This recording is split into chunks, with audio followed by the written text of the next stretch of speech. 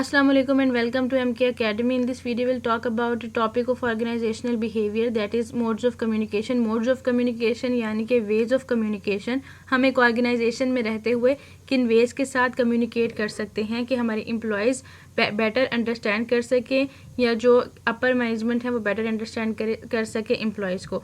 Different ways को different situations में priority हासिल होती है. तो सबसे पहली कम्युनिकेशन है ओरल कम्युनिकेशन, जो कि एक बेसिक और प्राइमरी कम्युनिकेशन है. इसका एडवांटेज ये होता है कि जिसके साथ आप कम्युनिकेट कर रहे होते हैं, बी इट योर एम्प्लॉयज़ और बी इट अपर मैनेजमेंट, कोई CEO है, कोई मैनेजर है, अगर आप उसके साथ कम्युनिकेट कर रहे हैं तो आपकी स्पीड जो होगी वो इस बात को आप मद्देनज़र रखेंगे कि जिसके साथ आप कम्युनिकेट कर रहे हैं उसको आपकी बात समझ आ रही है या नहीं. आप उससे उस टाइम पर ऑन टाइम फीडबैक ले सकते हैं, उससे इन्फॉर्मेशन को एक्सचेंज कर सकते हैं, अपनी राय देने के साथ उनकी राय ले सकते हैं और फेशियल एक्सप्रेशन देखकर आपको समझ आ सकती है कि आया उनको आपकी बात समझ आ रही है या नहीं. इसका डिसएडवांटेजेस में से एक डिसएडवांटेज तो ये होता है कि समटाइम्स हम बायस्ड होते हैं. जब कोई हमारे साथ ओरली कम्युनिकेट कर रहा होता है तो बजाय इसके कि हम ये देखें कि वो हमसे क्या कम्युनिकेट कर रहा है, कि बात क्या है, हम ये देखते हैं कि वो पर्सन ख़ुद क्या है. हम उसकी पर्सनैलिटी को जज करते हुए उसकी बात को वो इम्पोर्टेंस नहीं देते हैं. ये एक डिसएडवांटेज हो जाता है ओरल कम्युनिकेशन का. और एक और डिसएडवांटेज होता है जो कि है पोटेंशियल डिस्टॉर्शन. पोटेंशियल डिस्टॉर्शन इसका मतलब ये है कि अगर कोई बात आपने किसी से की है और उसने फर्दर आगे उस बात को आपसे सुनकर किसी और को बताना है, तो समटाइम्स वो जो अंडरस्टैंड करेगा उसमें से जो ऑब्ज़र्व करेगा वो उसको बताएगा. तो बात जब एक इंसान से दूसरे इंसान तक और फिर तीसरे इंसान तक पहुंचती है तो वो कहीं ना कहीं चेंज हो जाती है, डिस्टॉर्ट हो जाती है, एक्चुअल मैसेज डिस्टॉर्ट हो जाता है, जिसको पोटेंशियल डिस्टॉर्शन कहते हैं. और ये एक डिसएडवांटेज होता है ओरल कम्युनिकेशन का. इसकी एग्जांपल है मीटिंग्स जो 1-to-1 मीटिंग्स होती हैं, यानी कि कोई ऑर्गेनाइजेशन अपने एम्प्लॉयज़ को बुलाकर डेज़ के कुछ वीक के कुछ स्पेसिफिक डेज़ के अंदर ये मीटिंग्स करती हैं. ये कुछ एम्प्लॉयज़ को जो है ऑनलाइन भी ये मीटिंग्स करने का मौका मिलता है, जिसके अंदर वो लोग 1-to-1 कम्युनिकेट करते हैं या फिर एक ग्रुप कॉन्फ्रेंस कॉल करते हैं जिसके अंदर सब लोग मौजूद होते हैं. वीडियो कॉन्फ्रेंसिंग यही चीज़ है, यानी कि आप एक वीडियो कॉन्फ्रेंस कॉल करें जिसमें सब लोग बाय फेस वहाँ पर अवेलेबल होते हैं most of the time when it comes to oral communication. और वो लोग जो है अपने काम के बारे में इंफॉर्मेशन को एक्सचेंज करते हैं. बेसिकली जो मीटिंग्स होती हैं इनका मेन पर्पज़ ये होता है कि वो वर्क ग्रोथ को इंक्रीज़ करें. जब आप किसी से मीट करते हैं इन ऑफिशियल टर्म्स, तो आपको पता चलता है कि आपकी ऑर्गेनाइजेशन कहाँ पर जा रही है और कहाँ कहाँ पर लैकिंग्स हैं और कहाँ कहाँ पर जो है काम ठीक से हो रहा है. तो वो एक मोटिवेशन का सोर्स बन जाता है. इसके अलावा टेलीफोन है जिसके अंदर ओरली कम्युनिकेट किया जा सकता है. समटाइम्स वीडियो कॉन्फ्रेंस कॉल्स के ज़रिए, जो कि अब हर टेलीफोन पे तकरीबन अवेलेबल होती है, मोबाइल फ़ोन्स पे अवेलेबल होती है, या फिर सिर्फ और सिर्फ ओरल कम्युनिकेशन होती है, यानी कि आवाज़ के ज़रिए कम्युनिकेट होती है और you can not see the face, लेकिन फिर भी इसको ओरली कम्युनिकेशन कहा जाता है.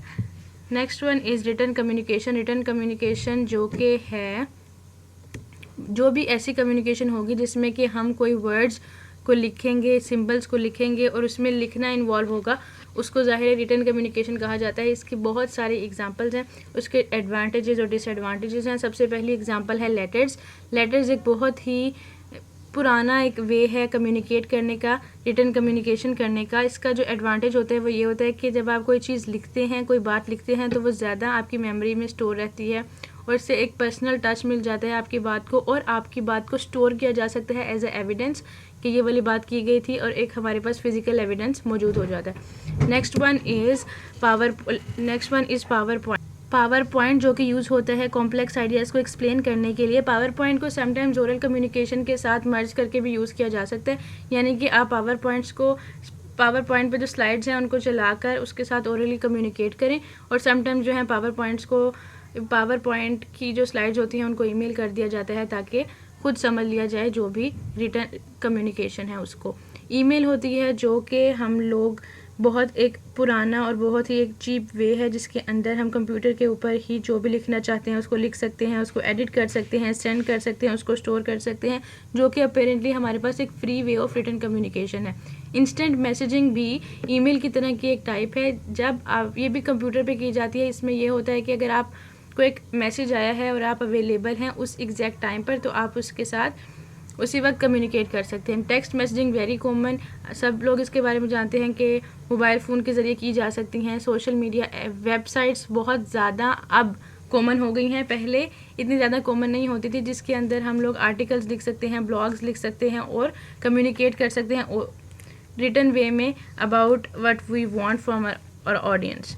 नेक्स्ट वन इज़ ऐप्स, जो कि जैसे कि लिंक्डइन है, ट्विटर हैं, फेसबुक हैं, इनकी ऐप्स सब अवेलेबल हैं जिनमें हम कम्युनिकेट कर सकते हैं, ना सिर्फ एम्प्लॉयज़ से बल्कि डिफरेंट लोगों से, पब्लिकली भी और प्राइवेटली भी। प्राइवेट इन अ वे कि आप उनको सेपरेट टेक्स्ट मैसेज सेंड कर सकते हैं और पब्लिकली कोई पोस्ट करके उनसे कम्युनिकेट कर सकते हैं। Same is the case with blog, जो कि किसी वेबसाइट पे लिखा जाता है। नेक्स्ट वन इज़ हमारे पास है नॉन वर्बल कम्युनिकेशन। अब नॉन वर्बल कम्युनिकेशन ऐसी कम्युनिकेशन होती है जो कि ना बोल कर की जाती है, ना लिख कर की जाती है, बल्कि आपके बॉडी मूवमेंट से आप किस चीज़ के ऊपर फोर्स कर रहे हैं, किस चीज़ के ऊपर एम्फेसिस कर रहे हैं बोलते हुए, किस वर्ड के ऊपर, आपके फेशियल एक्सप्रेशन से, आपके फिजिकल डिस्टेंस से की जा सकती है।